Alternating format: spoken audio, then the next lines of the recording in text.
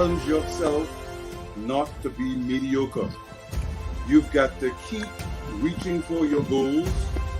You've got to take steps daily in the direction of your goals.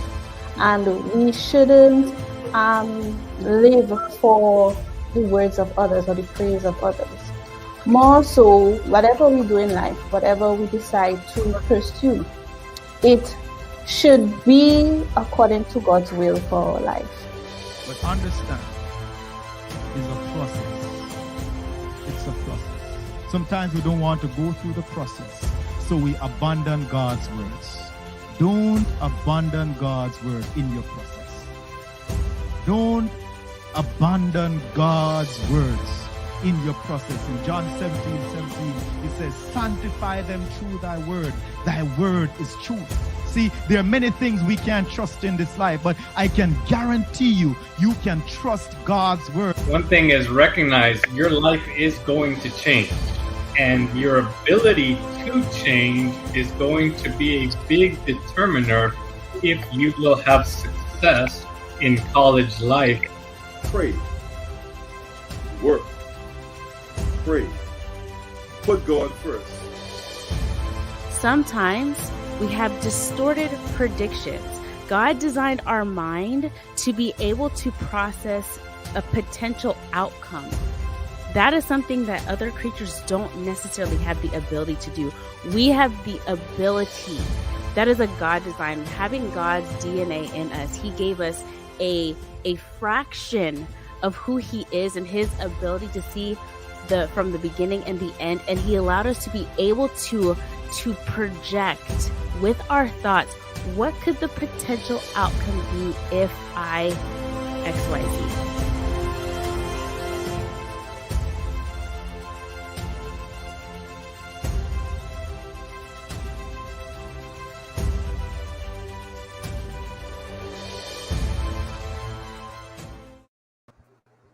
Hello, and welcome, I must say, to another episode of Zoom Hope Live. Yeah, it's been a little while since we've been on.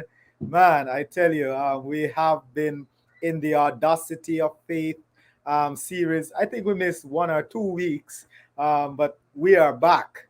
And it's great to be back with this special episode that we have waited for so long. So welcome. If you have not yet done so, please share this link to your friends, your family, your groups, so that they can be a part of it. We're talking about cultural awareness to change my generation. A very intriguing and yet powerful topic, and I know that the presentation and the interaction today, it's gonna just be off the chain. You are gonna be blessed by it. Now, as we get into that, I want you to remember there are some things that we want you to do, right? We want you to remember to subscribe to our channel. You can do so by first visiting zoomoplive.org. And after you visit Zoom, I don't know what's happening here. Oh, Lord. I hope you're not hearing that. I think I saw it. That was some clicking going on my end. Yeah, so please visit zoomoplive.org and check out our social media arm, whether it is Facebook, YouTube, and Twitter. We want you to go over there and you want to become a part of the family from that end. If you're watching on YouTube, you know what I'm gonna say now. You know who is gonna come in. Yes, he's here, and this is Mr. Subscribe. All right, so please, thank you so much. We want you to subscribe to our channel so that you can get the latest notification as we go live, and be a part of the Zoom Up family.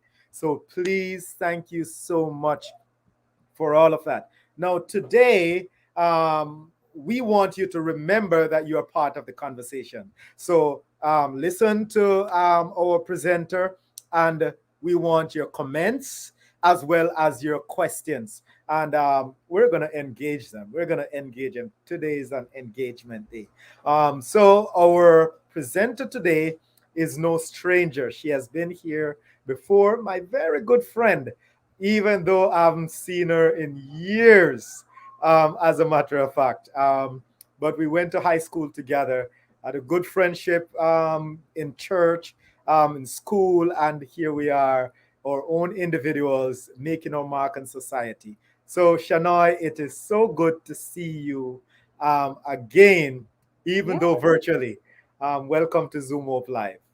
Thank you so much for having me, Larry. It's quite a pleasure to be here again. And as you mentioned in your introduction, this is a presentation we have waited for. It just Yes, so happened that business has been quite busy in this latter half of the year. Grateful for the very blessing good. in that respect, but certainly happy as well to be here today to talk a little bit more with the Zoom Hope Live audience about Right. our topic around cultural awareness to change my generation. Yes, So that's my introduction in a bubble. I have put together a little presentation with some slides, which I'll put on screen. But right. generally, as Larry has mentioned, this will be a conversation. We'll be talking through the things. And one of the things I always do when I do this presentation is I always start off introducing myself by saying, "Hi, I'm Shanoy, and I view culture differently." And it's Yeah. always a very intriguing start because people wants to find out, people want to find out what do I mean and where am I going with this discussion. So we will find out a little bit more about that on the flip Right. side. Definitely, definitely. So you can check out Shanoy for yourself. You can book her and just allow her to enter your space and actually take your business, take your group, take your church, take your organization to the next level. Of course, Shanoy, she's a development communications strategist, Yes. and I would say amongst many other things. So please go over to shanoycoombs.com, Yeah. ShanoyCoombs.com, and please check her out and you can book her. But we'll get to that again sometime later. But Yeah. for now, we want you to, by the way, tune into someone you have seen him in many with many different hats. That's our social media personnel.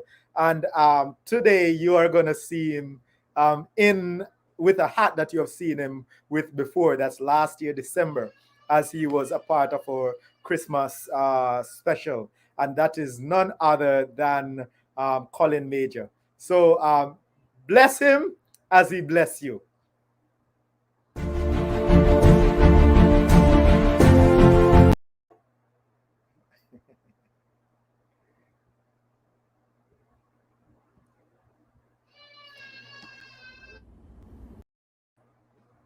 All right.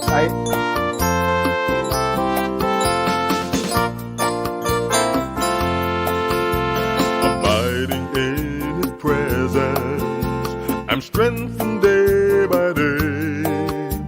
I'm drawing near to Jesus as I sing and talk and pray. His word brings me comfort as I journey on life's way. I'm following the lessons that I glean from him each day.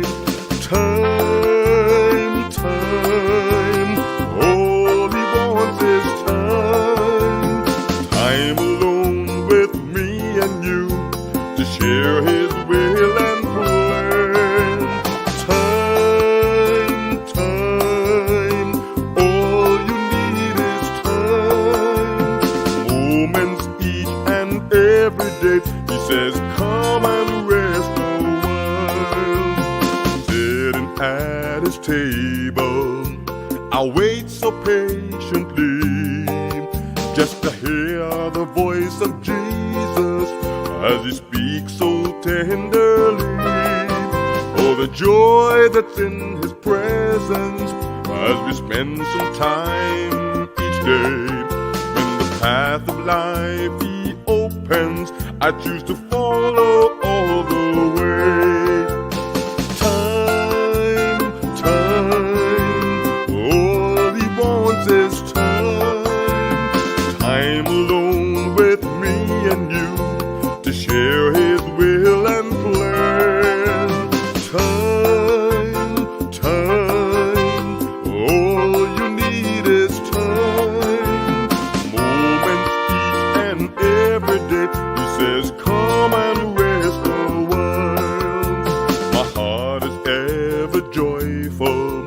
as I rise to face each day. I claim His blessed assurance, He goes with me all the way. He satisfies my longings, He meets my every need. I trust in Him completely, I'm surrendered to His will. Time,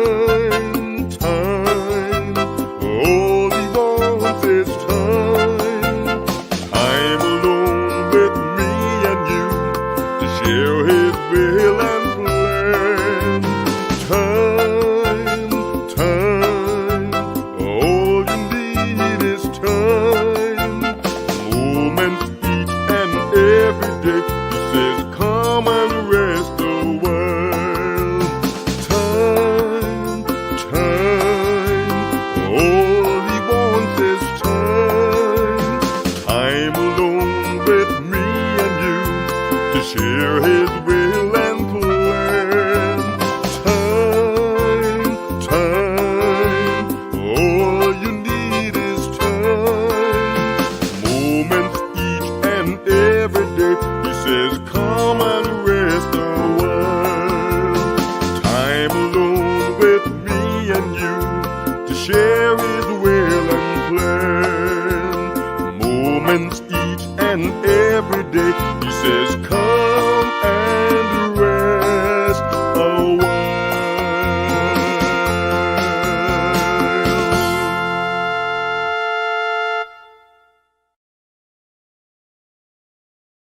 Wow, wow.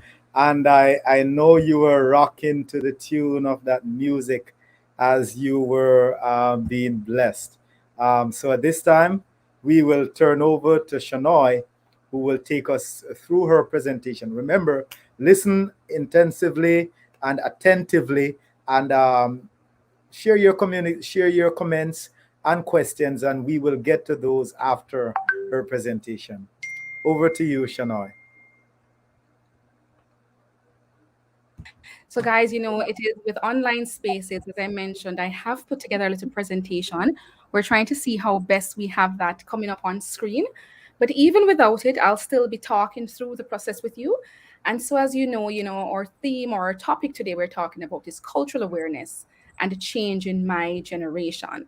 So, I would have done this presentation in several different capacities, and I always try to tailor it to the audiences that I'm dealing with. So I remember one key thing, I reached out to Larry. I said, Larry, what's your audience like? What's the age range? What are the categories of persons? And I was reliably informed that it's a very diverse audience in terms of younger persons, persons who would count as youth, and then, you have adults, etc. So when we're going through the presentation, I bore that in mind. So I'm going to just jump right along. Today for this presentation, if there's one thing I get everyone to walk away with, right? It's, I have just a little breakdown in terms of our overview and what we will be going through. So a little bit about me, I'll share that. Then we talk about how we should rethink culture. We think about how culture can create conflicts. We talk about how we can unpack our cultural biases, and then the road we can take towards cultural awareness. And then the floor will be open for some questions and answers. So as far as the presentation goes, and we're now on slide 3, I wanted to say, if there's one thing I want everyone here to walk away with, is information on the value of cultural awareness skills and how this will help us to improve collaborations in diverse spaces, right? Again, the key thing I want people to walk away with is information on the value of cultural awareness skills and how this can help them to improve collaboration in diverse spaces. So over on slide 4, a little bit about me. Apart from, as Larry has said, that I'm a communications person, so I'm also the CEO for an integrated communications company, and we're called Infinity IMC. And really, we function as a communications company that helps executives, entrepreneurs, and organizations across the Caribbean region to be in a position where they are communicating with clarity and they're collaborating seamlessly. And as a part of our suite of services, we mix communication services with our cultural awareness services.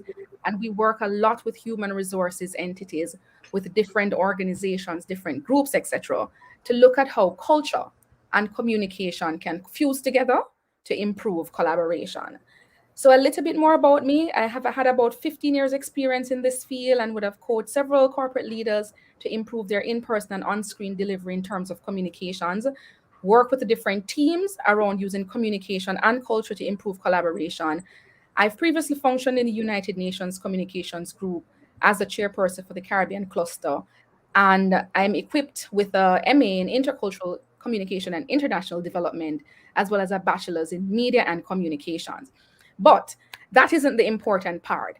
The key thing in terms of my 15 years of experience is that I wanted to highlight how all of that comes together, and even in my communications and cultural awareness training, how all of that has equipped me. Because one of the things I remember that was significant while working with the UN in particular was that even before I knew what it was, and I didn't know it was called cultural awareness or cultural awareness training, etc., I knew there were often conflicts with my coworkers that I couldn't always place. I couldn't always understand why or how, etc. And you chalk it up to people being difficult. It's like, oh yes, it's so they stay, and you kind of go into the Right. situation and say, oh, the coworkers from this country are that way, and the ones from that country are that way.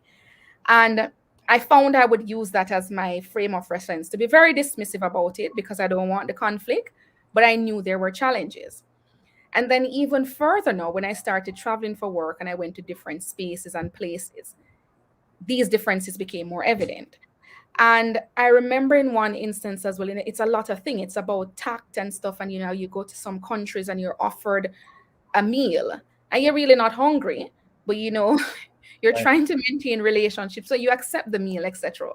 So a key Right. part of the role or how I feed into my cultural awareness training programs is to always refer as well to my own personal experiences and how I have moved through a process, how I have gone through a process of not knowing to a process of knowing to a constant reflection of how I am interacting with people from different cultures as well as how they are interacting with me. And something that stands out to me, I remember I studied in the UK, so I did my MA in the UK, and I had a Bob Marley bag. So people were rather fascinated by it, they just saw Bob Marley, etc. But for some Right. reason, they didn't make the connection that I was from Jamaica. So there was a young man from, I can't even remember the name of his country because I'd never heard that name of that country before. But he kept going on after he saw my Bob Marley bag, said, boy, I want to go Jamaica. It's my dream to go to Jamaica. And I said, okay, I said, why are you so fascinated and wanting to go to Jamaica? And he said, well, because Bob Marley and, people are over there smoking weed and, all of those stuff. You're just saying, see, people are smoking weed and they must be so airy and they're on the beach and they're chilling. And he's like, Right. can you imagine all of those rastas just Nothing to chilling and worry about. vibing and just nothing to care about, just enjoying life, the beach and weed and chilling. And Drinking coconuts. and coconut water. So, it's like very leisurely, airy, no problem. And he was like caught up in it. There was this young man just going through and talking about this and that sort of stuff. And he was just going on. And someone else said to him, say, Shanoy is Jamaican and she's not a Rasta and she doesn't smoke weed and all of that stuff. And he didn't get it. He was still going on and he kept going on and said, man, it must be nice. That must be nice. And the guy said to him, Shanoy is Jamaican. She doesn't smoke weed. She's not a Rasta. And when it finally sunk in, he turned around and he said to me, but you don't look or sound Jamaican. And, in that moment I laughed because I've constantly seen memes about how should a Jamaican look, or how should a Jamaican sound? How should a Bahamian look? How should a Bahamian sound? And that will be a very important introductory piece for my presentation because it speaks a lot to what we call an essentialist view of culture, or how people take certain stereotypes or certain general things they have been taught and told, and then they use that to say, well, this is what someone from a particular country is supposed to look like. All right. And then, so now I will jump over to slide 5. And here's something I call a power quote. And I want you to bear this in mind as we go along. Because when we start to talk about culture, inherently, we're also talking about diversity. We're talking about the different backgrounds people are coming from. And especially now, there has been a big push in terms of diversity, equity, inclusion. The terms have been around for a long time, but pieced together fairly new. So I want us to bear in mind this power quote about diversity being anything that's different. It goes beyond race and ethnicity. It goes to things like different ways of thinking, different ways of doing and behaving. We take an approach that enables people to understand, to respect, and appreciate these differences. When they do this, they're able to work with other people on their terms, and other people are able to work with them. So, this is a quote from Enrique Garcia Bejar. And I just want us to bear this in mind as we go along and have this conversation about cultural awareness and how it can help us to be the change for our generation. All right, so I'm going to head over to slide 5, and I'm going to throw this out to you. You can drop your responses in the chat, because I wanted to ask, what is culture? Anyone here, you can just feel free to just drop something in the chat in terms of, what do you know culture to be? What is culture? Anyone, just drop something in the chat to say, what have you ever heard about culture? There are no wrong answers at this point. Just want to get a feel of what you know culture to be. So what is culture? Larry, do you want to have a go at it? Okay. Colin, major people have their stereotypes about people. Yes, across the board. And culture, we're talking culture. What do you understand culture to mean? When somebody says to you, talking about Yeah. your culture, type of culture you're Yeah. from, what do you So understand? I think there will be a little bit of delay on the viewer side as the Mm-hmm. questions Yeah, answer ask. So of course we'll see those coming in. responses begin to come in. But when I think of culture, Someone I coming think in. Yes, go ahead, Larry. Some are coming in. right. So go ahead. Yeah, I think of one's norm, one's way of life, as is said here, um, that actually identify me, whether it is a major or a meta, in a major or meta way. It is some identifying mark Mm-hmm. that would identify me with a particular group, Yes. whether it's um, generationally, or maybe culturally, or maybe from a country perspective, Country or even perspective. religiously. Yeah. Okay. All right, sounds great. So, as I wait on the other comments to come in, though, I'm seeing here language or way of life. And as long as I remember, I've always heard of the word culture just being a way of life. Broadly, I've always heard culture is a way of life. And many people haven't bothered to dive into what exactly that means. What is a way of life? What comprises a way of life? And so some people will say it's several things. It's your language, it may be your dress codes, it may be the sort of music, the kinds of Right. foods that you eat, several of those things. However, culture also takes on a deeper level. And so this is why I always start my presentations by saying, I'm Shanoy and I view culture differently. So over on slide 6, culture is defined as the ideas, customs, and social behavior of a particular people or society, right? And then there's Mm. also a definition here on slide 8, which speaks to culture is an umbrella term which encompasses the social behavior and norms found in human societies, as well as the knowledge, beliefs, arts, laws, customs, capabilities, and habits of the individuals in these groups. So, from these definitions of culture, we get that it's way more than just the physical components that we're used to. I find, Right. for example, sometimes when people speak about the culture of, like you may say African culture, for example, they are tending to be talking about the dances and the music and the dress code, etc. Right. See here a comment, Dorset saying culture, the way we do things. Yes, the way we do things as well. There's also coiling major beliefs, values, attitudes, meanings, his religion, notions of time, roles, spatial relations, etc. So I see that I have here, because often when I ask this, people tend to give me the very surface level things. But I see I have a very engaged audience who kind of either have done their homework or has been exposed to this sort of topic before. Because in fact, you are correct that it's much more than the physical components. It's the beliefs, the values, the attitudes, the meanings, the hierarchies, and all of those different things. And I'm going to hop over to slide 9 because when I normally say I view culture differently, what I mean is that sometimes I feel there's a need to sometimes redefine culture.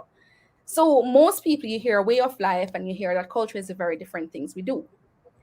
Theoretically, there tends to be two main categories of culture.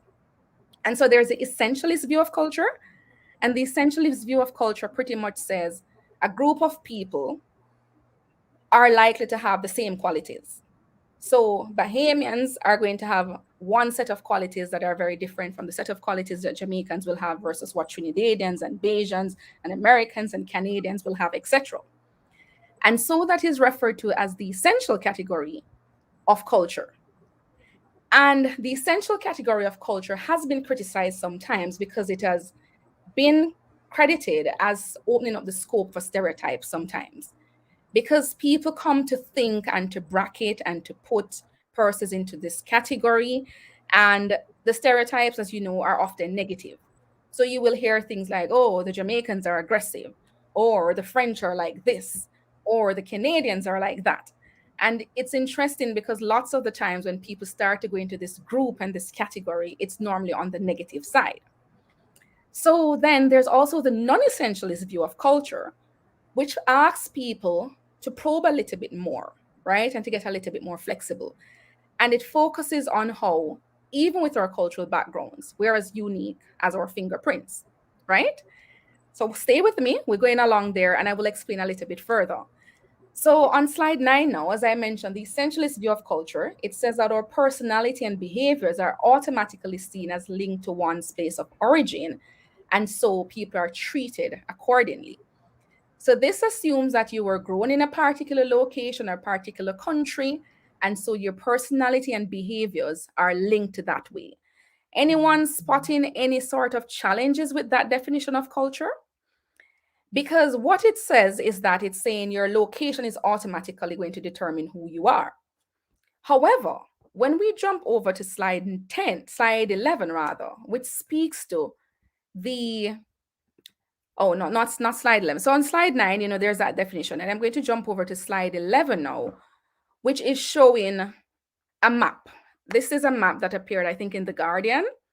And it was speaking about how people tend to stereotype others based on the countries that they are from. And so this particular slide, if you look, you see the African area is AIDS, then you have the Middle East is desert, and then you have down at the bottom there says aliens, and the civilized world is over there in Europe. And you can't even find the Caribbean doesn't even have a really, it says UFOC. I think that's what it says there. But just you look at it and the different things, and Borat, I don't know if anyone remembers the movie Borat. You have down here Curry, and you have all of these different things that are coming in terms of how people often stereotype and how they see different sections of the world. Right, so we're going to be moving along because that tends to be how the essentialist view of culture comes into play. But in terms of redefining culture, we have what we call the cultural iceberg. It's just on page 12 here. And it speaks about the seen versus the unseen aspects of culture. And so the things that we normally see, which I would have referred to before, are things like your language, your folklore, your dress, your fine arts, your literature, your holidays and your festivals and your food. But interestingly, the bulk of what makes up our culture are the bits that aren't easily seen, or they're not the bits that you can easily quantify. And you see all of that in terms of what are our concepts of beauty, what are our family roles, what are our family values, how do we view justice, how do we view modesty, what are our thought patterns, what are our gestures, our work ethic, our personal space. All of these things are also a part of what makes up our cultural genetic, what makes us a part of a culture. But yet, interestingly, often we are defined only by the small bit at the top, which is what is seen, but not the elements below, which are unseen. I'm seeing something here in the comment. When I went to Loma Linda School in 1973, they asked me where I was from. I told them the Bahamas. They said, "You wear grass skirts and live in huts?" So, 1973. But you'd be surprised in 2021 when the internet is there and information, access to information is so prolific, people are still asking these questions. Again, because of some exposure they may have had to a particular view of a culture, and so they have stuck with it. I find sometimes that people really don't have excuses now, because just about everything you want to know, you can go and look on the internet. There are people who are doing live blogs from their own country and exposing you to their cultures. So we'll hop over to slide 13, which speaks about redefining culture. And this is where I want to take our discussion a little bit deeper. So the non-essentialist view of culture focuses on taking a more dynamic approach. It acknowledges that there's room for diversity, there's room for uniqueness, there is choice, there's the ability to change continuously as well, and it notes that human conditions can fluctuate. What that means is that within the same country, or if people are using culture to use simultaneous with country, people from the same country can have very different value system, very different belief systems, very different ways of doing business, very different ways of interacting with others, very different concepts of modesty, even though there's the umbrella view of their culture, which would have kind of established those rules, but they are not in line with those, right? So we want to be thinking of that when we talk about culture, that not everyone is going to be smack down the middle in terms of the essentialist or the stereotypical views that are presented. And let us talk about it generationally as well. Because if you think about it, and your grandparents, say you're thinking about right in the Bahamas, and the concepts of culture or how culture shaped the approaches your grandparents took may differ very largely from how the very same culture shaped the approaches that your parents took, the approaches that you are now taking, and even the approaches that your children, your young people, your grandchildren, etc., will be taking. So, we want to be thinking of culture as having room for constant movement, for constant fluctuation, for dynamism, and the ability to change even over a time.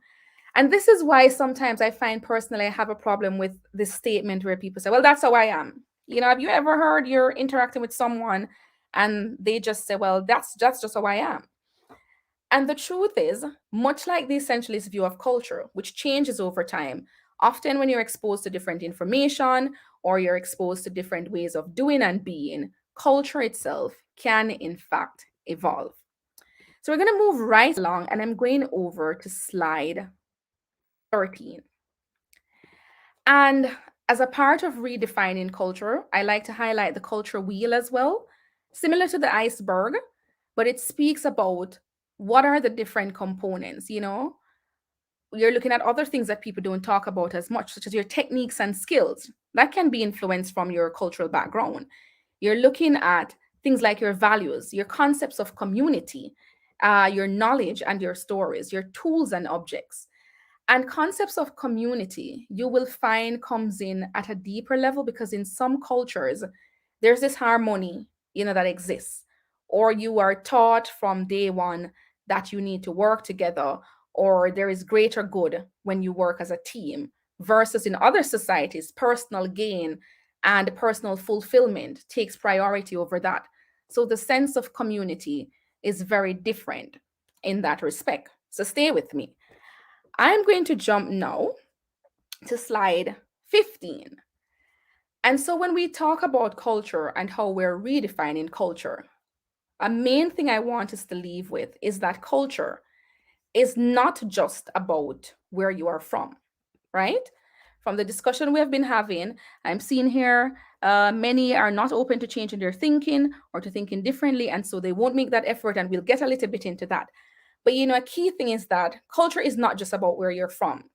So, and then it gets so much more complex, and I really don't want to be going into academic mode with this, but you have people, for example, their parents were born in two different countries. So say a Bahamian meets someone from the US and they get together and they have kids, and then that child is born in the US and is raised in the US, but the parents are from two different countries. So say a Bahamian meets someone from the US and they get together and they have kids, and then that child is born in the US and is raised in the US, but the parents are from two different countries. So say a Bahamian meets someone from the US and they have kids, and then that child is born in the US but that child is still being influenced from both the Bahamian culture and the US culture. And so they're called a third culture kid. And then that child is smack in the middle, not sure what their cultural identity is. They don't identify as a Bahamian in the general sense of the word. Neither do they identify as an American in the general sense of the word. They are somewhere smacked in the middle. And how do you then, for someone who is going to use the essentialist view of culture, how do you then define or identify or categorize such a person? Do you just say, oh, well, they're an American and Americans are this way, so this person must be this particular way? That's not so. Here's a person who is being influenced by unique things, in their settings, in their space, etc., that is determining how they are reacting from a cultural perspective. So let's start from the point that culture is not just about where you're from. It does form a part, but it is influenced by several other components, which we will highlight. So now here on slide 16, redefining culture. What are some of the things that can affect your cultural background? Or, many people don't think about this, but often male and a female existing in the same country, for example, can have very different cultural values. Again, based on some of the societal norms, etc., in terms of modesty, in terms of gender roles, etc. So, you think about it, and then gender can affect your cultural background. Your education level as well can, in fact, affect your cultural background. So can your economic situation, the friends or acquaintances that you have, your religious grouping, your age, and your family, right? And when you think about it, I think something that I've often said, you think about it in a workplace context or an organizational context, and you see the age differences. You have the intergenerational clashes. This is the way of doing things versus someone is coming with a new way of doing things, and then it creates clashes. I want us to focus on this slide as well, because all of the things listed here in and of themselves are also prime candidates for creating conflict, even within the same society. I'm seeing a comment here: living in another culture has opened my eyes and enhanced my experience about culture of others. That's a very important point, Colleen. Just to mention that I personally think one of the best ways to experience other culture is to be a part of that culture. So there are things you can learn through interaction with online spaces or materials, etc. But ultimately, it's a process. It takes going through the initial culture shock, seeing the difference, being alarmed. Why are they doing things like this? To being curious about why they're doing things like this, to probably asking questions about why they're doing things like this, to then probably saying, okay, I understand that's that with their way of doing things like this. So we look at all of these components and we say, all right, in redefining culture, all of these have the capacity to influence how we are interacting. It affects our cultural background. It affects things such as how we think, how we speak. So for example, I give you an example as gender. I mean, growing up as a female, I was just told not to swear. It's just, my brothers could probably swear, but it was an even greater burden on me as a female to not swear. It's not ladylike. It's told it's not the ladylike thing to do. In the overall scheme of things, someone may say, well, swearing is just not something you should do culturally. And I wanted to pause on this slide as well, because as I mentioned before, culture isn't just about where you're from. And so this is where we get to the point why in the same country, in the same organization, there may be culture clashes. Let's focus on that a little bit.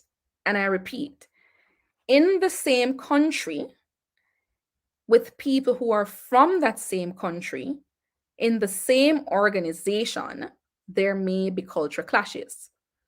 So I know we're used to, if you're working in a multinational corporation or you're working in a company that has people from many different countries coming in, you do expect that you're going to be having cultural clashes. But many people do not think about it, that these same cultural clashes can happen with people who are from your same country And I'm not talking about people who just came in. I mean, all of you born and raised and have lived there all of your life, and you're having culture clashes within the workplace. And every time I say this statement, people are like, And the reason why I can confidently say that it's based on how you view culture. If you view culture as just linked to someone's country of origin, then you're going to say, well, all Bahamians are expected to behave the same way. So there's no way they could be having culture clashes. But at the same time, if you look at the non essentialist view, that even within the Bahamas, there are different people with different thought processes, different concepts of time, different ideas of what teamwork looks like, different ideas in terms of what motivation looks like, then you can see how we have individual cultures and how that itself can be brought out into the workplace or other groups we're in. So someone says here, can one's culture be influenced by other cultures? Yes, that's so as well. You will find people who, in some instances, they'll call them cultural deviants because they deviate completely from the overarching or the national culture.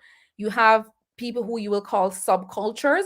So if you think of, say you're in a typically Christian nation, but then you will see a Muslim group there. They would be part of what would be called a subculture. Then how do you account for that if your general thing is that all people from this country are Christians, but then you're seeing subgroupings coming out? I'm seeing here as well, every family has its own culture too. That is so true. So here's where I want to get a little bit realer. So imagine now we're pulling together people from different places.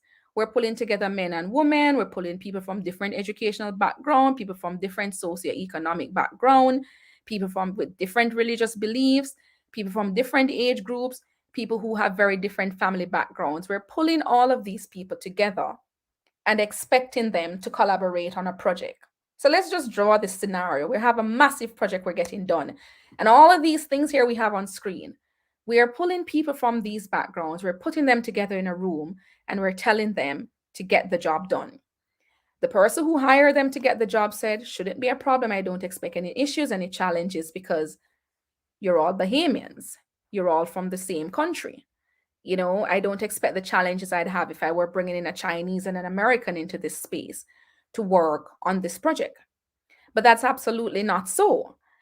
And I think back to a situation where I once had to work with an intern. And, I took it for granted that you're coming to work, that you should be dressed appropriately. Again, concepts of appropriateness in the overall culture and what that means. And so when the person came in, and I thought she was inappropriately dressed because she had on something that was very, very short. And, even the top she was wearing, it was exposed. And in that scenario, my cultural reference was that, but you should know better. I almost came across in an antagonistic manner, like, you come into work, you should know you must dress properly for work, right? Again, this is an expectation from my cultural frame, or it's maybe an expectation I may have gathered from the organizational frame. This is someone who is brought into the organization now, who probably may not have been exposed to the organizational orientation. But in my mind's eye, you should know better, right? You go into a workplace as well, and you have people who are from different age groups, and someone says, well, this is a suggestion we need to have, and then someone else says, no, that situation is dated, etc. So the point is that all of these come together and they affect how we interact within spaces. So the starting point is that, if you start to think about culture as not just linked to the national or the country that you're from, then you can apply and see why cultural awareness is so relevant and important. And I always say, for everyone, most of the times when I do training with organizations, I focus on why is cultural awareness training important for executives, entrepreneurs, and organizations, even if you're not traveling anywhere. Because people tend to put cultural awareness training to say, okay, if I'm going to a new country, if I'm going into a new place to live, I need cultural immersion, I need cultural awareness. But the same principles in terms of when you're being exposed to someone who's from a very different country becomes necessary when you're exposed to someone who is from a very different background. So are you seeing where I'm going with this? That we all have these micro cultures happening around, or small cultures as they're called. So even though we're part of a larger society together, we have these small cultures that have the potential to create clashes. So let's move on a little bit now and see. So now you identify that there are these issues. You never really thought about them as cultural issues. You just say, well, people just difficult, or so them stay, and is this sort of background and that sort of background. But now you're looking at the non-essentialist approach and saying, all right, people from the same country can have different mini cultures. Put them all together in the same space, it becomes ripe for conflicts. I'm hopping over to slide 17, cultural differences and conflict. And as I go along, if you're listening, you can just drop in the chat if you have ever had any sort of conflict that you thought was linked to cultural differences. And again, we're using twofold. You can think of cultural differences as with people who are from a different country as you, but also you can think of cultural differences as people who are from the same country as you, but there are several background factors, as I would have highlighted: age, gender, socioeconomic background, religious beliefs, etc., that are ripe for creating conflicts within the spaces. So if you can think about it, are there any things that would have come about that you can recall that created conflict? And over on slide 18, I have some of the areas, cultural differences and conflicts. Those things, those subheadings were to have been taken out. But some of the spaces that you can have cultural differences and conflict can be in work. It can be in school. I mean, I studied at the University of the West Indies, for example. That's a Caribbean-wide university, and you'd be amazed at how much cultural differences exist, even though largely the world refers to us as the Caribbean, but there are just so many differences embedded in there. In church as well, what are some differences that we're experiencing? Are we experiencing generational differences? Are we experiencing differences based on socioeconomic backgrounds? Are we experiencing differences even within our homes? Because even within the same household, this is where it gets interesting, because even within the same household, so you're grown up with your parents and they have socialized you a particular way. And I know someone had asked in the chat earlier, can you be affected or impacted by other cultures? And this is where it gets interesting, because you can in fact be. You have your home socialization. On a previous slide, I mentioned that your friends also had the capacity to influence your cultural background. And so you're socialized one way at home, you're exposed to different things outside of the home. And so you're doing this mix of home versus what you've learned outside. And so this is making up a part of your cultural makeup, and itself can create conflicts, because imagine when you go back home and the exposure you had externally is now clashing with the exposure you had internally. You have intimate relationships as well, and you have friendships.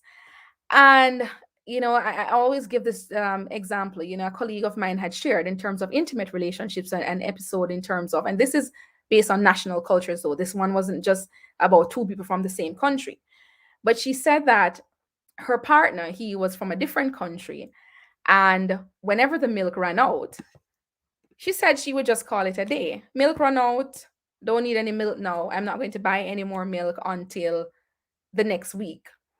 Her partner, however, once the milk runs out, if the milk runs out on a Wednesday, he's going to go and buy a milk for Thursday morning, right? And that created a big conflict, because for him, she was being lazy and she didn't want to go buy the milk, and she expected him to go and buy the milk all of the time. And she was saying, no, for me, she was from a Caribbean context, and she say, I take my hand and make fashion. I don't know if anyone has heard that term before, but I've grown up here, my grandmother and my mother using that term as well, that, you take your hand and make fashion. So if there's not one thing available, you pretty much create an opportunity with another thing. So if you normally drink milk and you don't have any milk, you say, all right, let me see what I can do with some bread and eggs. Or you say, I can make some porridge instead, etc. But she said her partner was so routinized that milk run out, he has to get milk because milk is a thing that they do. And so within that relationship, that created conflict, that created conflict in terms of something as simple as a glass of milk. Friendships as well. Again, it's different things, concepts of time. Even here in Jamaica, you would have heard people say several times, oh, Jamaicans are always late. But I have friends who are super early. And they're going, if you tell them 8 o'clock, they're going to get there before 8 o'clock, and they're going to turn up on time. And then if other people are falling into the stereotype narrative of not turning up on time, it then creates conflicts within those spaces. So for anyone who's listening, as I mentioned, if you can think of any instance, feel free to drop it in the chat below.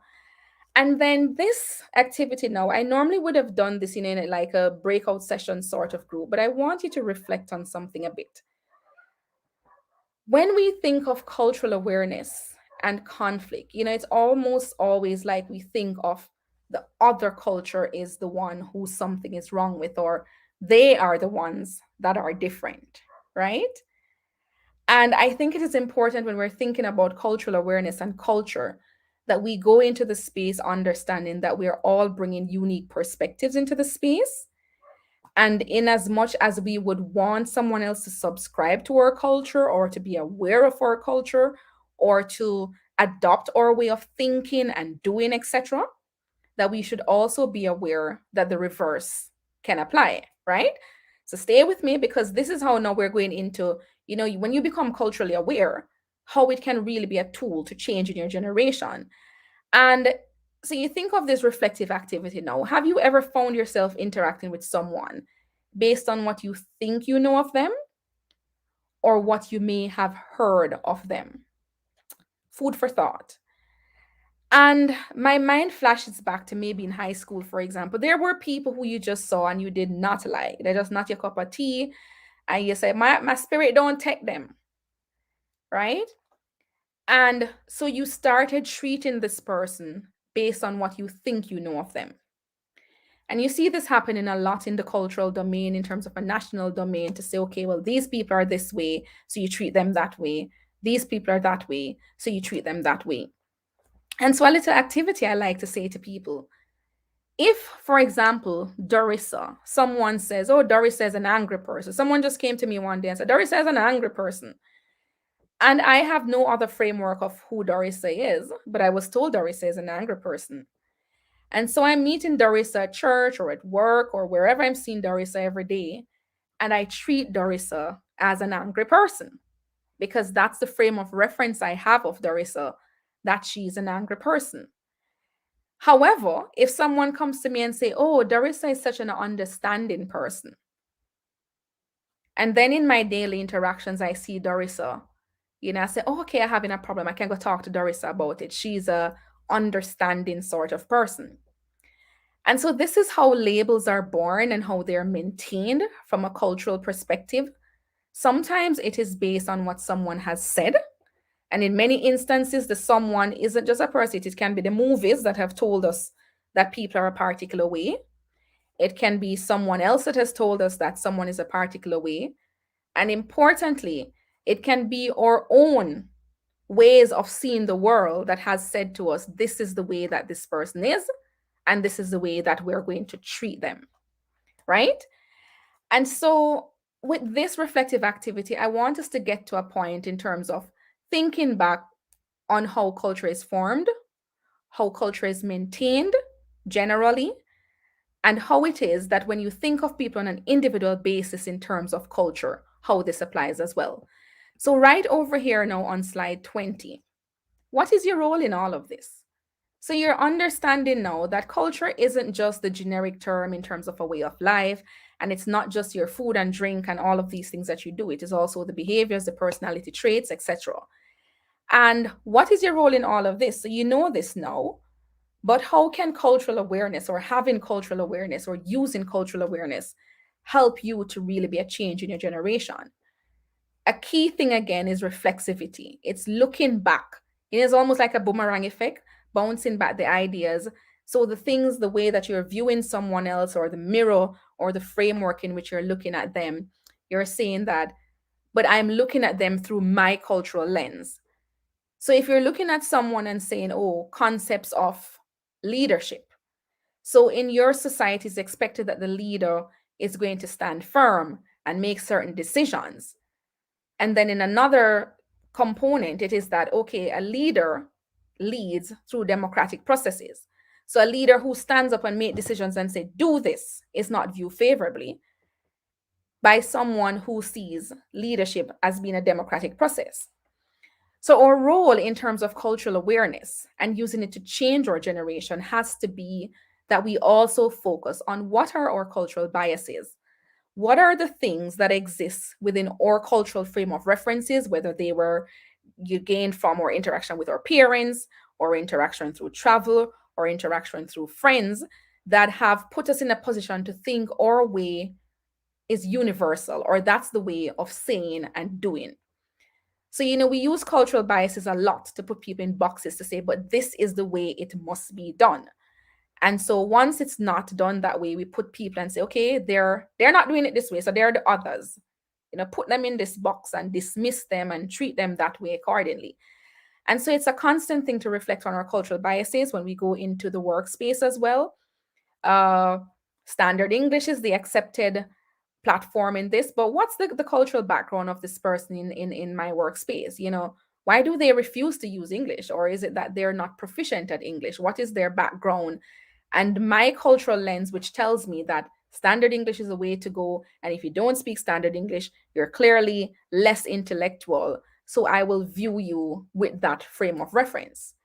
So again, it has to be like, in terms of our role with cultural awareness, to look back on what our cultural biases are and how they're affecting our interactions with others. Then also our personal cultural expectations. I think it's safe to say as well that in many organizations, there are certain guidelines. But even within organizations, there can be cultural differences, because the human resources department, you have the marketing department, you may have the accounting department, and even within the very same organization, there can be subcultures and they have very different ways of doing things. So the marketing department may have the freedom or the flexibility to say, we are going to be working out of office, and they are in fact getting work done, right? Then there may also be other sections of the department that are more rigid. And here, what the situation is, again, it sometimes boils down to who is leading those departments and how they are also overlaying their own cultural biases, their own standards and ways of doing and being, and affecting how a team is functioning. So, I'm not going to go too much into this, but this is the importance of why organizations need to be very keen on building out an organizational culture. And that process should be a very inclusive one and not just be broad brush. Because the truth is, a marketing department that is flexible and is working out of office can probably still be very effective as someone who says, well, based on my function, or if I'm doing accounting, I need to be in office. So even in building out organizational culture and the different aspects that you're looking at, that it needs to be an inclusive process, that you're taking into consideration what may work best for different segments of the same organization. I'm seeing a comment here: cultural biases can distort our perceptions and what the real view of others. That is absolutely accurate. So again, it's a very introspective process in terms of how are we viewing others? And so it begs the question, I always say, are you often offended by someone, or are you offended by their cultural background? I'll ask the question again. Are you offended by someone or by their cultural background? Now, not to shift the blame, because some people you would look and say, boy, they have no intention to change and they're doing nothing in that respect. But I think once you start to think of cultural awareness or cultural backgrounds in the context that it was defined, that it is made up of multiple factors, and you look at it from a non-essentialist perspective, that it can change, you will look at it that even the person who may be seen in a negative light, they, through an introspective process, through a process of becoming more culturally competent, through a process of becoming more culturally aware and becoming more amenable to collaborating with others who are different from them, they can change. But, we have to start from a starting point. You're looking at a human being in front of you, I can't stand them, or I don't like this person. And are you really offended by the person? Do you know enough about the person to be offended by them? Or are you offended by some of the cultural traits that are being manifested on an ongoing basis that is creating conflicts between yourself and them? So I'm going to hop over now to slide 21. So, we're redefining culture. It's not just the way of life, and it's not just the food and drink and all of that we eat and drink, etc. It's our personality traits, it's our different concepts, it's our different biases, it's our different perceptions, it's our individual stereotypes. And we have gotten to a point that we say, okay, fine, I get that, Shanoy. I understand, that culture isn't just the food that we eat and stuff, it's also my behaviors and etc. and stuff. But what next? What do you do once you get to the point of being a little bit more culturally aware? a little bit more understanding that our different backgrounds are really what contribute to the versions of self that we're given in different spaces. And so, what next is that we can work towards becoming more culturally competent. So, we drive our awareness by being aware of not just the culture of the other person we're interacting with, but also our own culture and how that affects how we're interacting with others.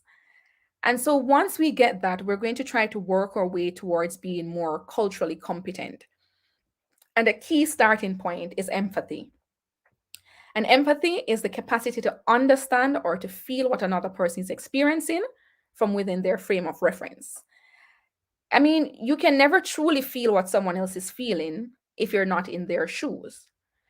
But by taking on an empathetic approach, it means that you're opening up the scope to at least try to understand, right? So you can say, I don't promise that I know what you're going through, but I'm willing to try to understand.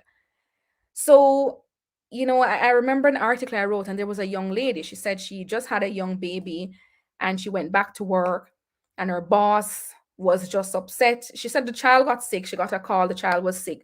She panicked. She was saying she needed to go home. She was grabbing her bag to leave, etc. Her boss was cursing. She can't leave and all sort of stuff. And it created so much conflict within the workplace.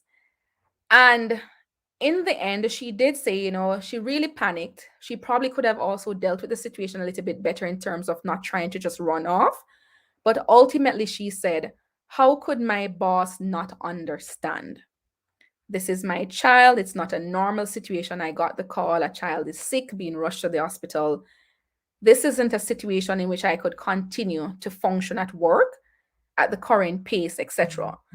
So a key starting point in terms of using cultural awareness to change our generation is to be a little bit more empathetic. Understand that we can't feel or fully get to the bottom of how others are, but we can try to understand or try to put ourselves in their shoes, right? And so I always bounce back the question, what if this were me? Or what would I do? Or what would I have done in this situation? And even with asking those questions, we have to be very aware again that we're very different human beings. We're wired very differently. And so we may have slightly different approaches. But again, it kind of helps you to understand a little bit better how people make certain decisions. So a young lady running off to go to work, to leave work, to tend to her child, maybe because of the attachment to her child and the fear that comes within that space. And, if you're able to put yourself in that shoes, you can, in fact, experience some of those emotions and understand where the person is coming from. What's next as well? So you understand cultural awareness and you're trying to change your generation is a concept of inclusiveness. And inclusiveness has been flying around for quite a bit of time, but you think of it, again, as I said, cultural awareness is ultimately it's a very reflexive process. And we talk about inclusiveness all the time, but in our own personal spaces, we think, are we giving equal access and opportunities and resources for people who might otherwise be excluded or marginalized? Because let's be honest, people tend to just stick with their friends. We have friends, and that's where we interact with, and we tend to stick with people that we like.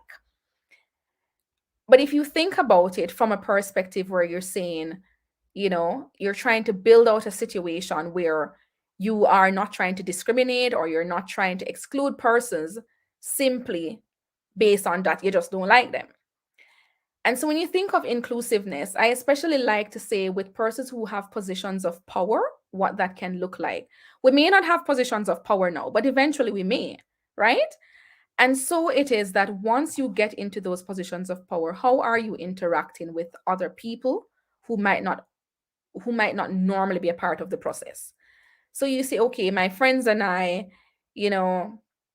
we are going to be dressing up nicely and we're going to go to this place, and my coworker don't dress so nicely, so we're not going to invite them. Or even in church, you may say, well, this person, I don't think they align too much with us, so we're not going to invite them into the spaces. And sometimes those people need a little bit of hand holding, and they may need access to certain opportunities or resources, which you may not realize that you have a greater handle on, or people like you So they prefer to give you access to those resources, whereas someone else that they don't like, for whatever reason, simply sometimes because their spirit don't take them, they don't give them access to those resources. And so those persons continue to be excluded or marginalized. You think about the disabled community, for example, and a job opens up and someone says, I'm in a wheelchair, I can't manage the work. And the truth is, if you were to take on an inclusive approach, the task at hand, does the organization have a wheelchair ramp in place? Can the person access the organization as they should? And if so, what is to prevent them from doing the work based on the sort of disability that they have? And if you go even further, you would have seen many different persons in disabled spaces creating employment and opportunities for themselves. So again, I'm just using disability as one form of marginalization. In other instances, it may be a single parent who isn't included into certain spaces because it is felt, again, our label and our perception. You're not going to put them in the role. Again, it may be, the young people, them too fleety, and they don't have no sense and stuff. So you're not going to give them access to particular spaces. A comment coming through: the church needs lessons in becoming culturally competent. As witnesses for Christ, we should exemplify empathy, inclusiveness, and promote dialogue. That's absolutely correct, Doris. So in several different spaces, as I would have mentioned, it's not just about work, it is school. I personally believe that at the highest level, cultural awareness training, should be running through several organizations. It's something can be beneficial for children in schools, because children can be so mean. And again, just on the principle that I don't like this person, they're different from me. And we sometimes use difference to mean distance them, distance those who are different. We tend to take that approach. And in fact, some of the times it's the persons who are different who needs to be included the most. And so what's next? Dialogue. Dialogue is an active conversation with the intention to resolve something. And dia, as it suggests, it can't happen with one person. So fine, we're doing the reflection and we're talking to ourselves and all of that stuff. And you have empathy for people, and you put yourself in people's shoes, and you say, oh yes, I'm being inclusive because I invite my coworker I don't normally talk to lunch, or sister so and so. My spirit not really take her, but I'm trying to be inclusive, so I'm going to talk to her, etc. But a key component is dialogue. One of the best ways that you can learn how to interact with people or to use cultural awareness to drive significant and positive change is through dialogue. It's about the importance of listening. And when we get to dialogue, it's not just talking, because, there's always the analogy of we have one mouth and two ears, so we can listen twice as much as we speak. And so dialogue is about that. You go into dialogue with the intention that both parties or whoever is going to be participating in the conversation will get their fair chance to speak, right? You're going to the conversation letting go of preconceived notions. It's like a clean slate.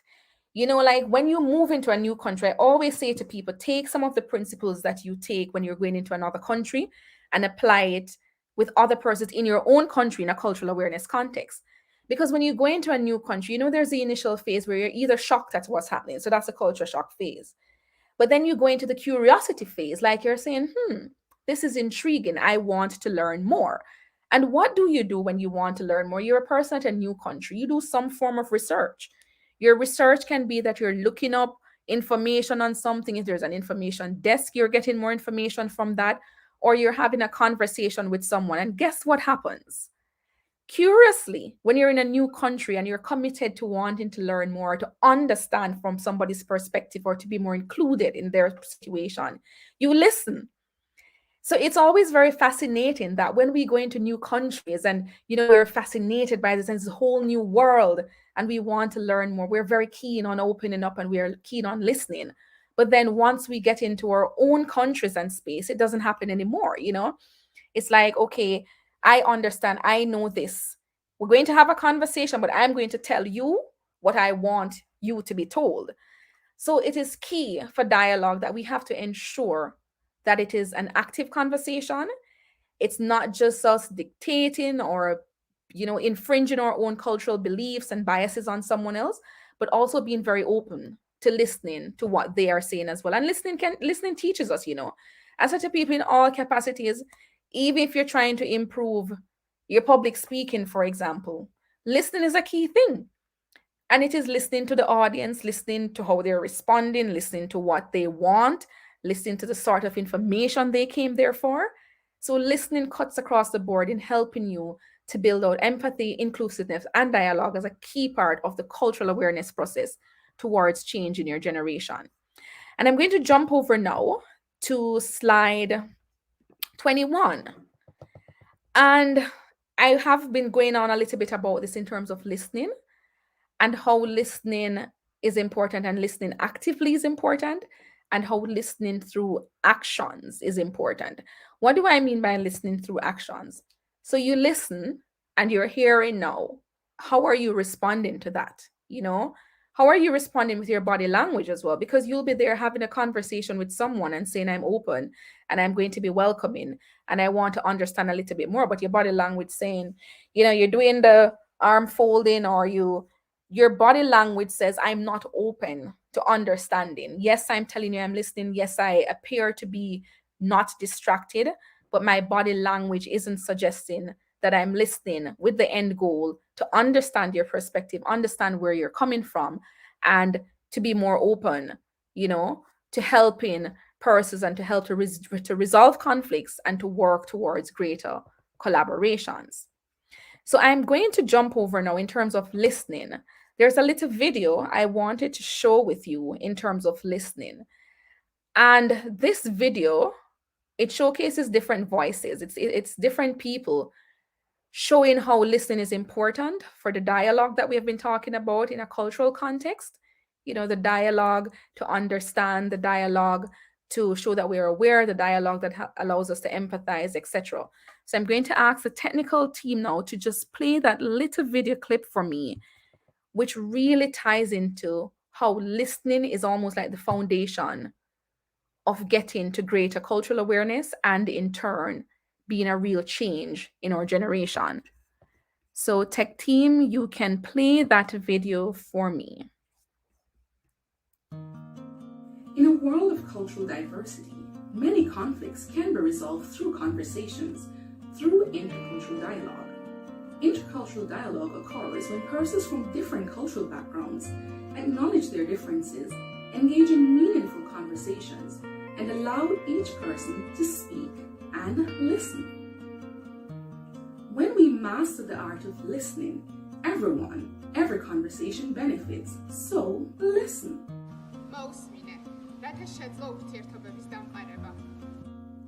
Listen to show respect. Escuchémonos para que podamos tener paz. Escucha y acepta las diferencias.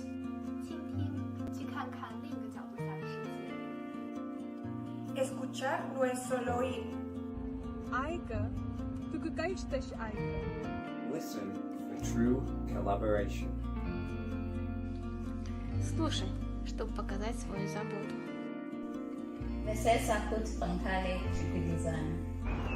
Makinig upang hindi ka ma-stereotype. اسمعني لنحقق المساواة. 用心倾听，拥抱不同。 Escucha para el diálogo intercultural. Listen to show respect. Build connections. So we can have peace. Embrace differences. To see things from another point of view. Not just to hear. So that you can understand. To show you care. For us to cooperate. So you don't stereotype. So we can achieve equality. Celebrate our differences. Listen for intercultural dialogue. Listen and embrace intercultural dialogue towards conflict resolutions. Importantly, listening never stops.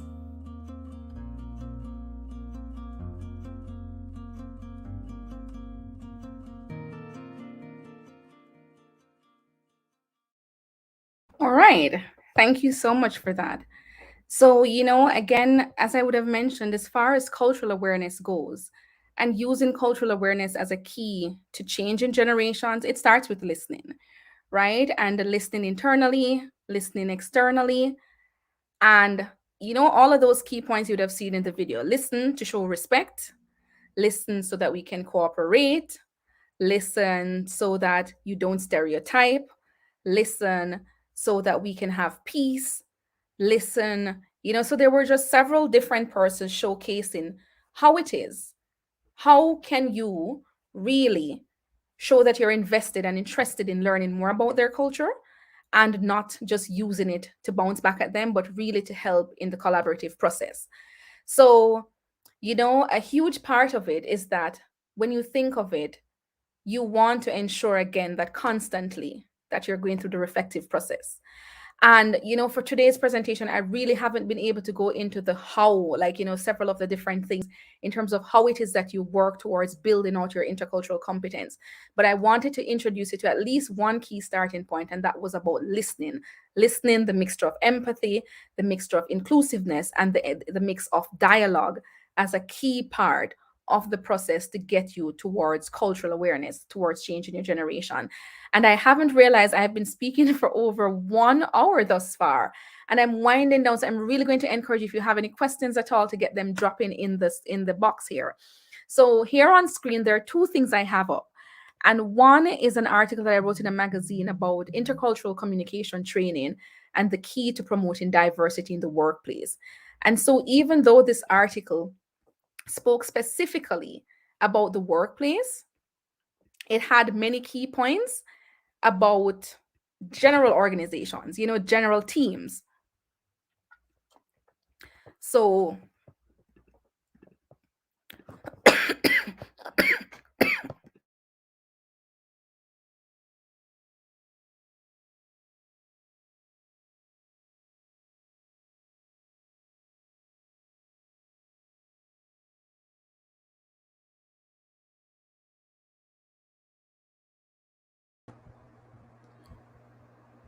Okay, awesome, awesome. Wow. If there's one thing that I know I have been doing, Shanoy, is to be intensively listening. This presentation here today really connects with me, and I know it connects with you as well. As I am now going through the chat, the dialogue is just awesome. It's just awesome. So we're almost out of time for this segment that we would normally go into. So as soon as Shanoy comes, there are a few questions that I would just posit to see if we could discuss on those as we leave. But one of the point, and I took the note here.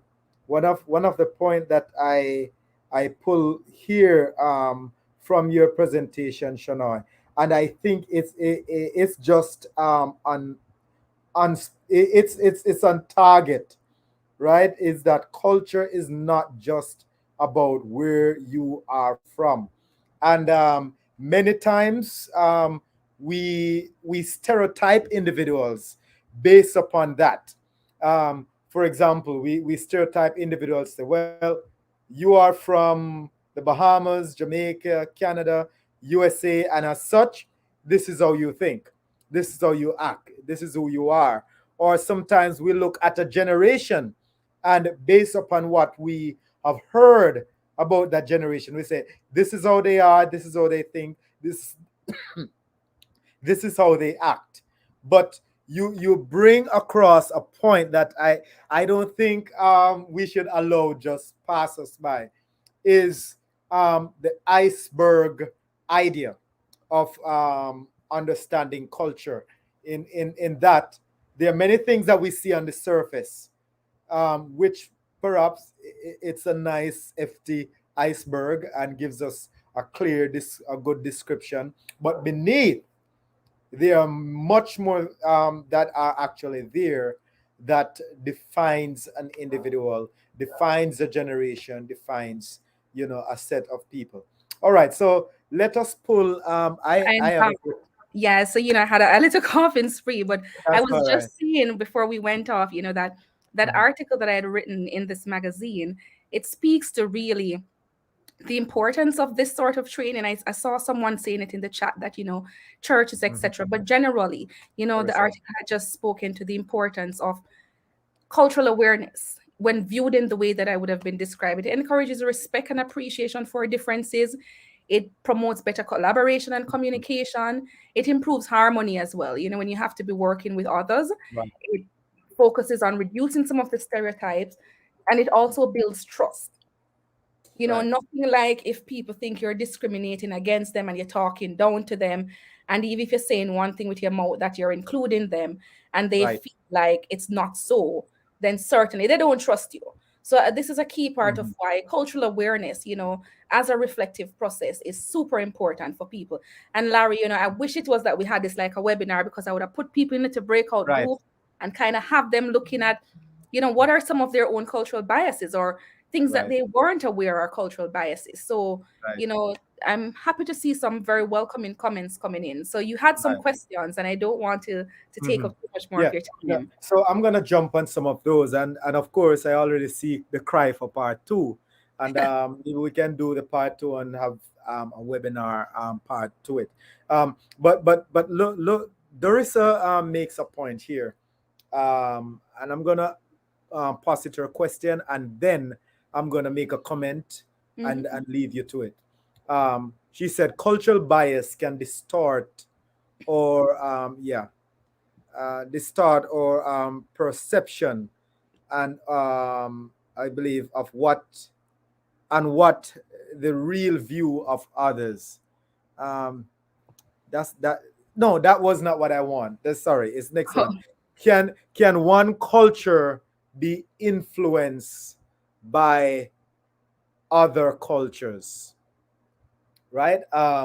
You talk about the whole idea of reflexivity. You know, about being critically aware.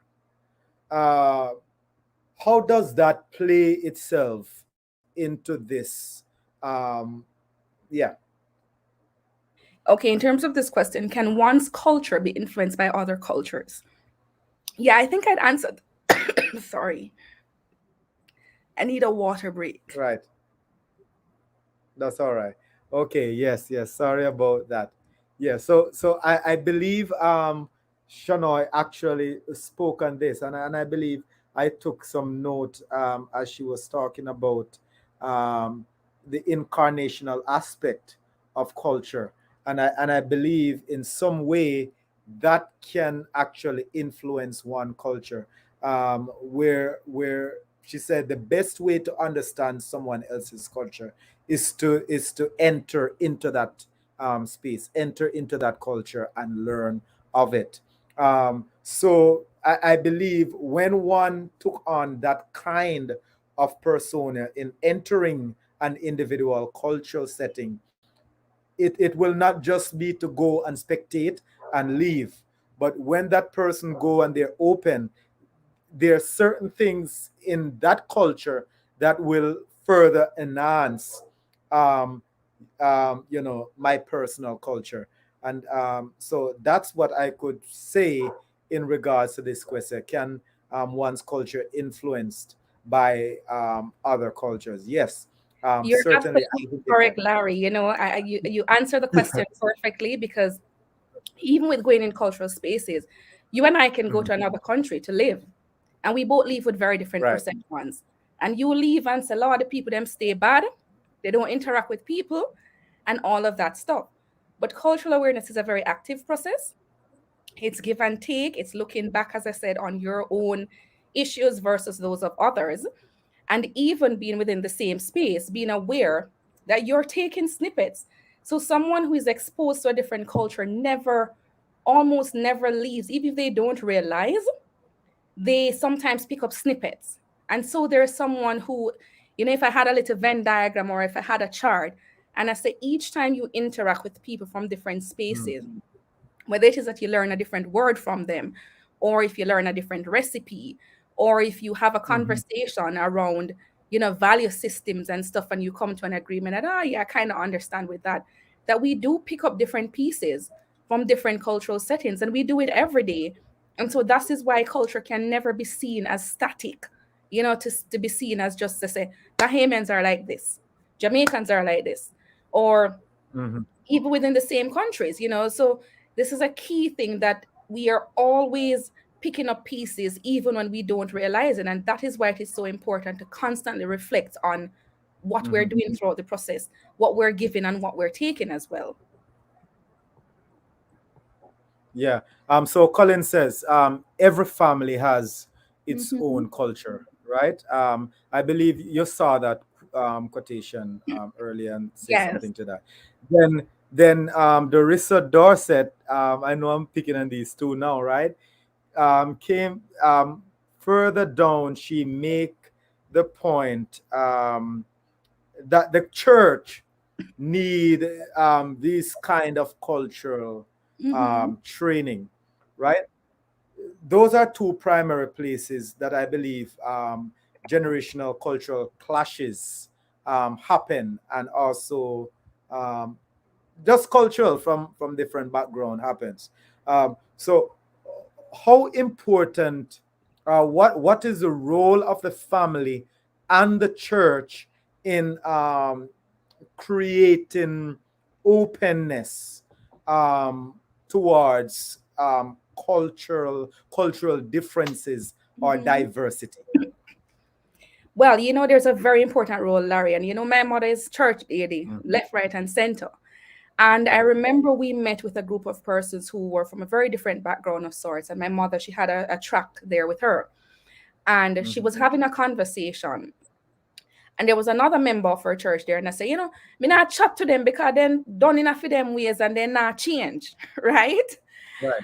And I remember my mother's approach was that, she had just had the quarterly and it was the only material she had. And she said she's going to leave the quarterly with the person. And she was just going through with them and say, read lesson number so and so. And I'm going to leave my number. And if you want to talk about it, here we go. And if we think about it, if you're going to now get spiritual and say, in terms of concepts of Christianity, I always say Jesus was a mass marketer, right? Jesus was a mass marketer. He was engaging with different audiences, right? He was diversifying. And in the same way, it's like you think about it, you think about Jesus is going on the highways and byways and interacting with very different people. And if you're thinking about the roles that Christians have or the church has in embracing in terms of diversity, you also have to bring that message. You have to be Mhm. a little bit more open as well. Unless you're saying people are static, again, it goes back to that. Unless you're saying there's people are static and they can never change, then it becomes necessary for you to take on a cultural awareness approach, to look at your own biases, to look at the perspective the person is coming from, and how to be a little bit more sensitive in the Right. conversations that you're having. So there's certainly that scope there Right. that needs to be targeted in terms of how we approach the church and being more culturally aware and being more sensitive, as again, as we're saying, to change our generation. So things that we know now, our parents probably didn't know, our grandparents didn't know, or their approaches would have differed Definitely. significantly. Yeah. But again, it's a give and take, and we're reflecting on this process and saying, how can we drive positive change by probably changing our Right. perspective or how we're viewing and labeling persons? Yeah. Yeah, and we're out of time, right? But Mhm. there's so much I could ask, because even as you talk about empathy, inclusiveness, and Yeah. listening, Mhm. I like how you relate to those. And the truth is, it's hard to really show empathy and inclusiveness if we Mhm. do not listen. Yeah. And the way in which you enter that um, in your presentation is that there should be mutuality. It's Yes. not just me talking, it's not just me sharing, but I am actually learning. So Yeah. it's very fluid, and as a result of that, the relationship grows. And as the relationship grows, the way in which we understand and appreciate the cultural kaleidoscope Yes. that we're into, it's a big it's just awesome. Now, I leave know you're us wrapping up, Larry. I final see words. Colin have a question here. Colin asked, what things can we do to promote cultural competence? And I wanted to just touch Jump on on. that a little bit. I mean, I do Mhm. this in my training sessions where I go deeper into how you can do that. But I just wanted to leave people with a few quick points. And I think I would have said this in different ways, but it starts off with different categories. It starts off with awareness, and then you go into the knowledge, and then you move over into the skills and the behavior. So key starting point is being aware from the awareness component. Be aware of yourself, be aware of your own culture, be aware of what makes you uncomfortable. Because here's the thing as well, we don't want people to leave with the message that cultural awareness means shifting aside things that are in line with your value system or things that are important to you. That's not it. Because there will be things that you are exposed to that you're not comfortable with, and it's okay. You should be able to maintain your uniqueness as well. So you want to, for cultural competence, it's go through the several stages of awareness, challenge some of your own assumptions, challenge some of your own stereotypes, and reflect actively on how your cultural framework affects your biases. Be aware of any privileges you have. As I say, somebody who is fully abled may have certain privileges and not realizing that a disabled person doesn't have. And try not to be ambiguous. Sometimes we do passive aggressiveness. We're trying to say, all right, we're not being bad or negative towards people, but we come with all kinds of puns and savagery embedded in what is supposed to be nice and polite. And so when you go into the knowledge phase now, you want to get to the point that you're aware now, but you're now acknowledging the importance of the differences that you're having, and you're understanding and acknowledging how this is affecting the interactions, and also acknowledging your own limitations, because sometimes you can't do everything. You come to this session today and you say, all right, I'm curious, I want to learn more. It may be that you may need to do an active training session. It may be that you may need to improve your general interpersonal skills. Sometimes it's not culture, sometimes you need to improve your general interpersonal skills, or you may even need to learn how to listen more actively. So those are some of the different ways, Colin, without going into too much, but there's normally what I call a 3-point grid, where you start with your awareness, then you go into your knowledge, and then later on into your skills to build up your intercultural competence.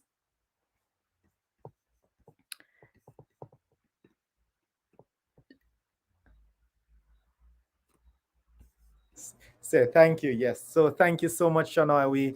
We're so indebted to you, and just the wealth of wisdom that you have shared with us in being, more culturally aware to change my generation. And it, as I'm listening to you as a millennial, Yes.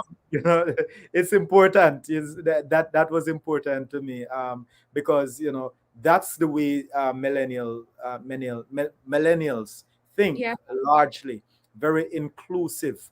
And it is only as I understand my culture and and understand someone else's culture will I be able to be more effective in creating warmth and solidarity so that we can grow together.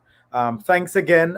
If you have a final word in a sentence, just share with the viewers, and just let us know exactly how we can connect with you. Okay, so final words. I mean, Colin had quite a few questions about multi-generational. I think some of the key topics that I would have mentioned, they can apply. It just gets a little bit trickier if in terms of concepts of respect, your elderly, you learn to respect them. And so when it comes across that you're trying to talk up to them. So again, it's about the sensitivities. The question was about the multi-generational relationships. Again, it's about being open. It's about give and take, being open to listening. I found the more culturally aware and the more culturally competent I have viewed my parents in very different lights, like things that I would probably challenge my father about or my mother about. I understand the frame of reference they're coming from. I'll still highlight it, but I understand the frame of reference. So I think starting off with empathy has helped me as well. So, Colin, I think the 3 main points that I mentioned in terms of the dialogue, the empathy, and the inclusiveness can be applied across the board in terms of getting results and trying to work through some of those challenges. And so finally, Larry, just because we have gone so much over, for anyone who is watching, you can connect with me. I'm at Infinity IMC. We're there. We're on Instagram at Infinity IMC. We're on Facebook at Infinity IMC JA. And we're also on LinkedIn at Infinity Integrated Communications Limited. Website, infinityimc.com. I look forward to connecting with you guys. I mean, outside of this, we do several training sessions. We do deliver communication services across the Caribbean. So we have clients who are based in the US, Canada, wherever, and they want to get their messages across the Caribbean. We do that. Or we have clients who are in one Caribbean country, but they want to be in the media in other Caribbean countries. So that's something we also handle. So thank you so much again for having me. It was indeed a pleasure. I may ask Larry, because I sometimes do these little webinars, if I could just send out a little survey after I could disseminate it through your channels. And I'd be Sure. grateful if you could just give some feedback on what you thought of the presentation. Definitely. We'd love to be able to do that. And of course, for you to be back again a third time on Zoom Hope Live. Thank you so much, my friend. I appreciate you to the depths. And definitely what you have given us here today is really more than I could really thank you for. So thanks again, and we pray that the Lord will just continue to bless you in every facet of your your life, professional and personal. Thanks again, Shanoy. Don't go anywhere. We'll talk a little bit in the background after the show. So folks, you have heard her, Shanoy Coombs. As the link went out, my WhatsApp was firing up. Person was saying, this should be interesting. Yes, it was more than interesting. It was engaging. It was powerful and transformative. We just want you to know that this is Zoom Hope Live. You know where to find us. Please go to zoomhopelive.org, and we want you to interact with our various social media arm, whether it is Facebook, Twitter, or Instagram. We want you to be there. And guess what? Before the year ends, we want 400 subscription. So please subscribe. Please subscribe to our YouTube channel so you can get all the latest notification as we share them and as we go live. Now, I want to take care of some stuff, right? BBGS promo. We're going to show that. Yes. Bible Believers game show. It's hot and it's going. So we want you to see the next show that is out. Go over to the Bible Believers channel, and we want you to subscribe, and we want you to engage, and of course even reach out to the Bible Believers so you can be a part of the game show. So I'm not sure exactly what is the answer. Benjamin? First of all, I'm not a singer, so...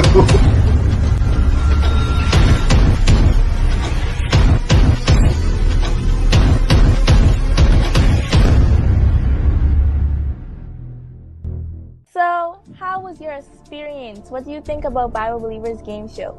It really puts your brain to the test, I'm not gonna lie. I mean, it was fun, but I was also kind of nervous, so yeah. Yeah. I had to really come prepared. I've been studying this whole week, Samson, straight through, and I was so nervous. What are you doing, Mitzi? Oh. That's all winning. That's our game face, man. Don't mind her. That's our game face. All right, so that's the Bible Believers game show with Carissa Spence. Please go over and subscribe to our channel, and of course check out those episodes that are already there. So until next week, listen to Jovan, and see you again on Zoom Hope Live. Heavenly Father, we thank you so much for your love, your mercies on our lives. We thank you for providing for us and protecting us. And so, Lord, we surrender our lives, our hearts, our minds, our families, everything, our fears, our anxieties. Lord, we give you all the glory and all the praise. Lord, we surrender everything in Jesus' name.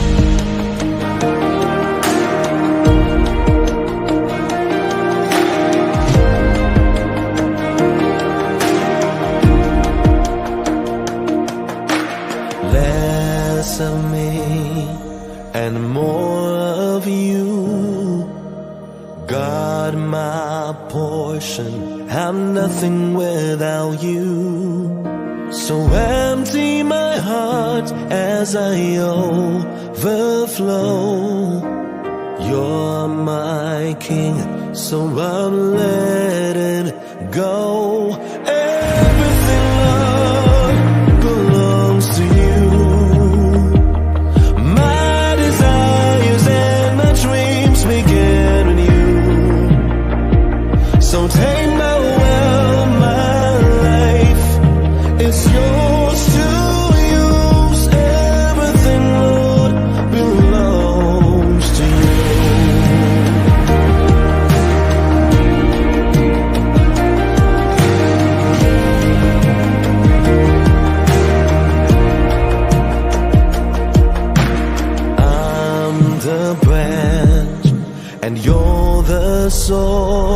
You give joy like strength, hope that endures. By faith I will trust you with all my heart as I lean on your everlasting arms. Everything, Lord, belongs to you. My desires and my dreams begin in you. So take my will, my life, it's yours to use. Everything, Lord, belongs to you.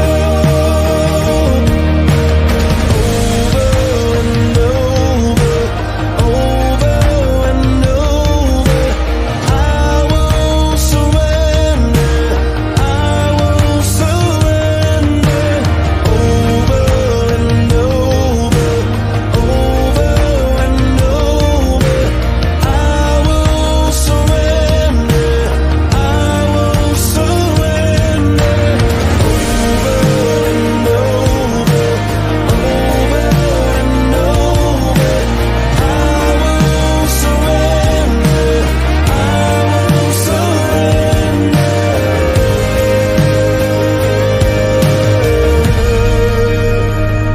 Everything, Lord, belongs to you. My desires and my dreams begin with you. So take my will, my life, it's yours to use. Everything, Lord, belongs to you. Everything, Lord, belongs to you. My desires and my dreams begin with you.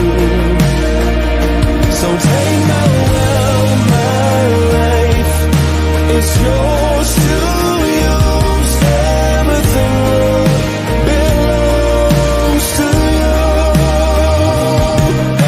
Everything, Lord, belongs to you.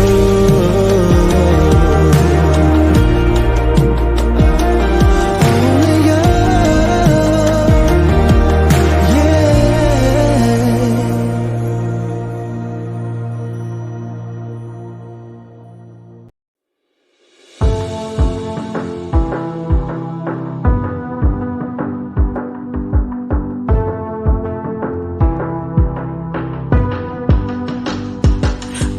Earthside, I've tried it all. My fight is more like a crow. Yeah, I've been broken and I've been hurt.